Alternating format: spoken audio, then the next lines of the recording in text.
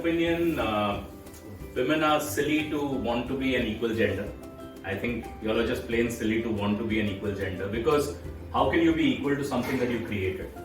Women create men. Hindu dharma mein वैसे भी we always look at, especially in Bengalis, all our devis, all our goddesses, all our the people whom we जिसकी हम पूजा करते हैं, they are all devis, they are all goddesses responsible for everything wonderful that the world brings in.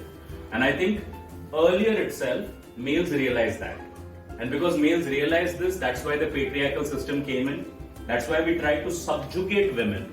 Because if we did not subjugate them, तो फिर तो यार women will rule the world. No, who wants to be ruled by someone? Celebrate women on one day. In my opinion, we should celebrate men on one day. Because considering that women are stronger than men, we are the weaker gender. We need more celebration, I think. And therefore, we should actually be celebrating Men's Day, because every day is Women's Day, right?